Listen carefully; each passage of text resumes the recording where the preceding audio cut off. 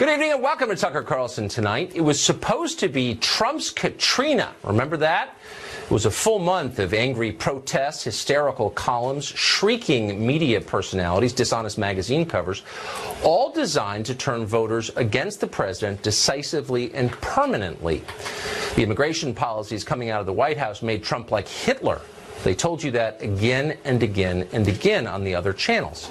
It was a month of nonstop drama, red-faced demagogues barking into TV cameras, progressive mobs threatening administration officials in restaurants. Things seemed to fall apart. What was the effect of all of this politically? Well, we now have a conclusive answer to that. In the first week of June, right before all this began, the president's approval rating, according to the Real Clear Politics average, was 42%. His disapproval rating was 54%. That's a spread of 12 points. After a full month of all the cable news morons calling him Hitler, Trump's approval rating rose to 43%. That's one of the highest of his presidency. And his disapproval dropped to 52%. That's a spread of 9 points, an improvement over the beginning of the month. But here's the remarkable part. In the Harvard-Harris poll, the president's approval rating rose 10 points among Hispanic voters. Keep in mind, this is over the exact same period when every single person with a master's degree in the continental United States was telling you that Trump hates Hispanics. And yet his number among Hispanic voters rose 10 points. Amazing. Could it be that the cable news dummies don't really understand the country they pretend to report on? Could it be that Hispanic Americans are pretty much like every other American, normal people who love their country and know that illegal immigration hurts all of us? It looks that way. That's bad news for Democrats who are betting that a campaign of hysteria and race baiting would move voters to the polls on their behalf in November. It hasn't worked. Will the left figure out that it hasn't worked? Maybe, but maybe not. They've grown so confident that Trump is finished, over, done, that they're no longer hiding what they really think. They pulled off the mask and they're telling you directly. Calls to halt family separation turned almost immediately into demands to end deportation itself, to abolish ICE, abolish profit, abolish prisons. The left believes that voters are so angry at Trump that they want to abolish the country that elected him and replace it with an entirely new country where borders and business, where the law itself all no longer exist. They're betting that most voters hate Trump so much that they've come to hate America too. That's their gamble. As of tonight, it is not paying off. Lily Gilvletta is CEO and co-founder of CN Plus, and she joins us tonight. Lily, thank you for coming on tonight. Thank you, Tucker. So this strikes me as an amazing number, that after this last month that we've had, where people on MSNBC and CNN were literally comparing Trump to Adolf Hitler himself repeatedly because of his immigration policy, his number goes up 10 points among Hispanic voters. How do you explain that?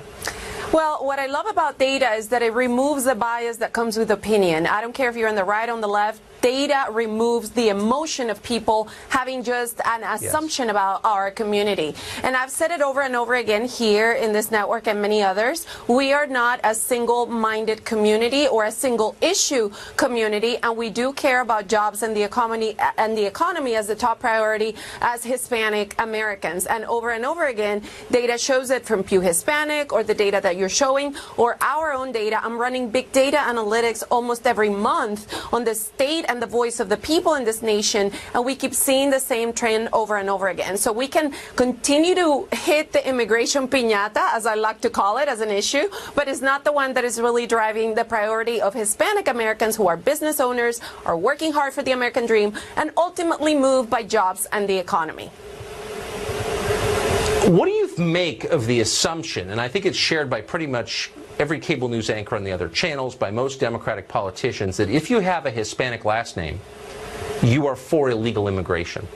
That strikes me as a pretty patronizing, at best, a patronizing assumption. It definitely is a patronizing assumption because, yes, while many of us who happen to be Hispanics or Americans in general may know somebody that is caught in the middle of a broken immigration system, more than 60% of Hispanic Americans are actually U.S. born. And that is a fact that many people just overlook.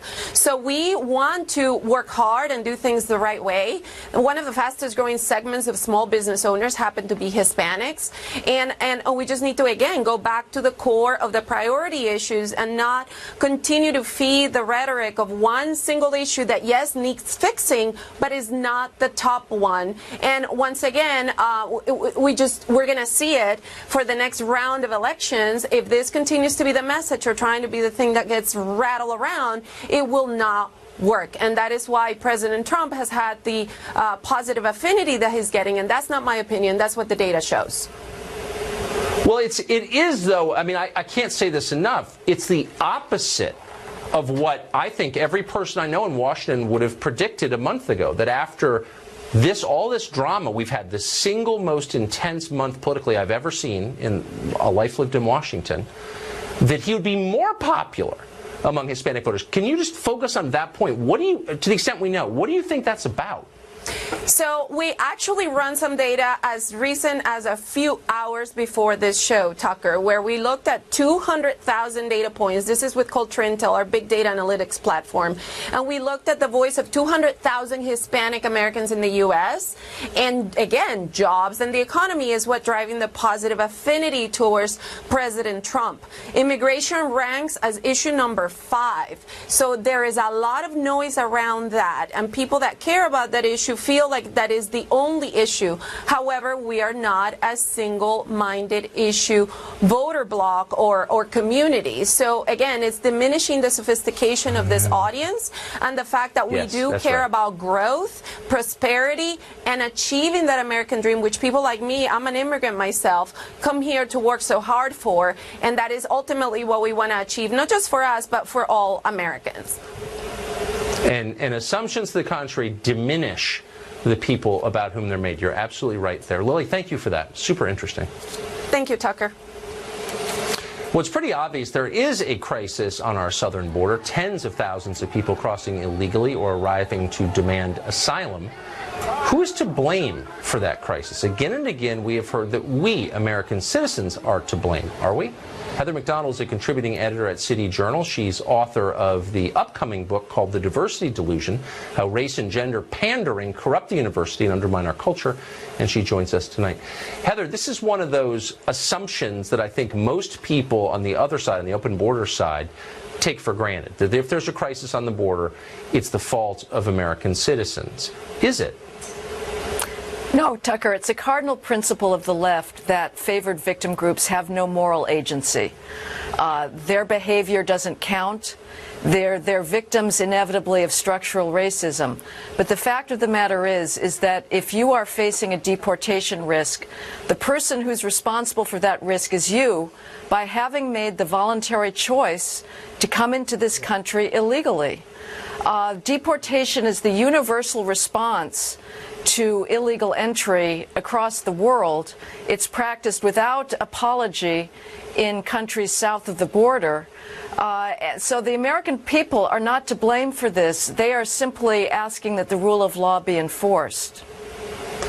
But what you hear when you make that point, and I think you're absolutely right, and I've made it, and the response you get is, well, the United States is such a poisonous force in the region that our foreign policy is responsible for the fact that people are fleeing El Salvador and Guatemala and Honduras. How would you respond to that?